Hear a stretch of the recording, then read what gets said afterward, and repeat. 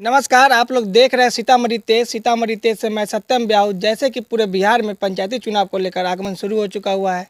इसी संबंध में हमारे साथ बने हुए हैं मुखिया प्रत्याशी प्रतिनिधिकर्ता। आइए इनसे जानते हैं इनका परिचय और कौन से गांव से बिलोंग करते हैं वो भी जानते हैं।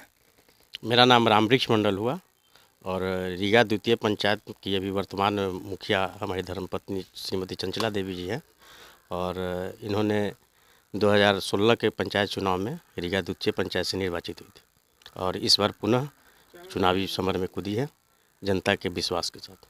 मुखिया ही पद क्यों चुने? और भी अन्य पद था, उनको न चुनते हुए मुखिया पद चुनने का उद्देश्य क्या है? मुखिया पद चुनने का औचित्य ये है कि जो व्यवस्था सरकार की है निचले स्तर तक काम नहीं हो पाता है। जैसे कि पिछले 2016 के चुनाव में हम 2 सीट पर चुनाव जीते थे। एक रीगा प्रथम से पंचायत समिति से भी निर्वाचित हुए थे और रीगा द्वितीय से मुखिया पद पर भी निर्वाचित हुए थे। एक जवाबदेही थी कि भाई पंचायत समिति का पद क्यों रिजाइनेशन किए। तो हमारे एक मित्र थे शंभू पासवान जी, उनकी धर्मपत्नी स्नेहा रानी को हम लोग यहाँ का प्रमुख बनाना चाहते थे, लेकिन किन्हीं कारणोंवश वो प्रमुख नहीं बन पाई थी और हम अंतोगत जाकर अपना इस्तीफा दे दिए थे। और जहाँ तक आपका सवाल है कि मुखिया ही पद आप क्यों चुनना चाहते हैं, कि समाज का जो सबसे नीचे का तबका है वो हमेशा विकास से वंचित रहा है और हमारा जो रूट रहता है काम करने का वो धरातल पर ही रहता है। और ग्रामीण क्षेत्र का जो पिछड़ा क्षेत्र है जहाँ पर आज तक कोई भी जनप्रतिनिधि विकास को रूपरेखा नहीं दे पाए हैं धरातल पर, उसको अमली जामा पहनाने के लिए हम ग्राम पंचायत के मुखिया पद को ही चुना। जैसे कि 5 साल आपका काज रहा है, 5 साल काज में नल जल का बात करें तो आप क्या कार्य हुआ है अपने पंचायत में? नल जल हमारे पंचायत में नहीं हुआ, इसलिए क्या है कि वो पीएचडी के द्वारा टेंडर वर्क में गया है। वो पीएचडी के द्वारा पूरा किया गया था। हाँ। पीसीसी से कितना निर्माण कराया गया आपके द्वारा? हर वार्ड में पीसीसी का कार्य कराया गया है, नली गली का कार्य कराया गया है, कोई वार्ड वंचित नहीं है। लेकिन राशि के अभाव में जो पुनरुपेन काम हो जाना चाहिए था वो अभी धरातल पर नहीं होता।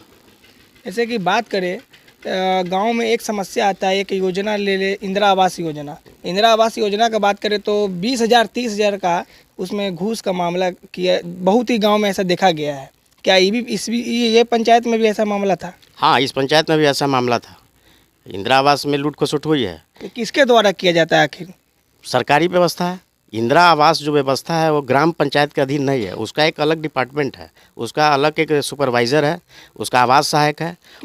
कितना पंचायत में तो ये होता है कि मुखिया जी कहते हैं कि लाइए हम करवा देंगे और 20,000 30,000 ले लेते हैं अपने द्वारा अपने पास, और उसके बाद उनका करवाते हैं ताकि वहाँ पे उनको पैसा लगता नहीं है, ये क्योंकि ये सरकारी योजना है, ये फ्री में सरकार दे रही है। नहीं, आपका सवाल बहुत सही है।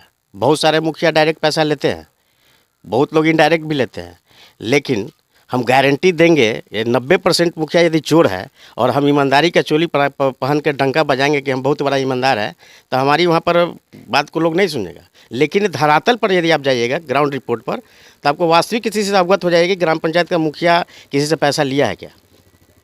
हम सफाई नहीं देना चाहते हैं, जो सच्चाई है इससे अवगत कराते हैं कि इंदिरा आवास में भ्रष्टाचार है, इसमें हम इस चीज़ से इनकार नहीं कर सकते हैं, लेकिन सारा सरकारी व्यवस्था के कारण ये चीज़ है। क्या कि इंदिरा आवास का जो मॉनिटरिंग पावर जो है या जो वीडियो वो होते हैं उनके पास है, उसका एक अलग सुपरवाइज़र है, उसका अलग आवास सहायक है। ग्राम पंचायत के नियंत्रण में आवास का कोई काम नहीं है। शिक्षा नीति को लेकर बात करें तो आपके पंचायत में शिक्षा नीति से क्या स्थिति है? कितने पंचायत में जर्जर स्थिति रहती है? आपके पंचायत में क्या स्थिति है? सरकार की जो व्यवस्था है उसमें ग्राम पंचायत की कोई भूमिका है ही नहीं शिक्षा में।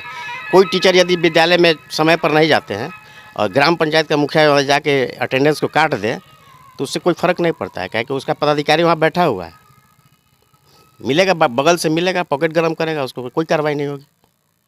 और इससे हम ही नहीं सारा बिहार अवगत है कि बिहार की शिक्षा नीति क्या है, धरातल पर क्या है।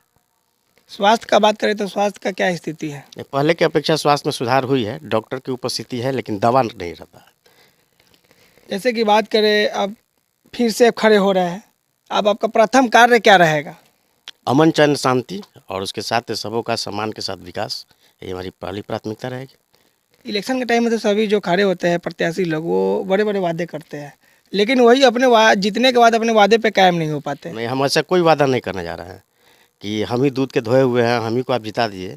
जनता हमारा 5 साल काम देखी है, जनता को हम अच्छे लगेंगे, जनता हमको पुनः लाएगी। मैं नहीं काम अच्छा लगेगा तो हमसे जो अच्छे होंगे उनको चुन के लाएंगे। हमारे चैनल के माध्यम से आप अपने पंचायतवासी जनता वासियों को क्या संदेश दीजिएगा? ये पंचायत चुनाव है, शांति व्यवस्था में चुनाव को संपन्न कराए, किसी के बहकावे में नहीं पड़े, हम यही कामना करते हैं। धन्यवाद। आप लोग देख रहे थे सीतामढ़ी तेज।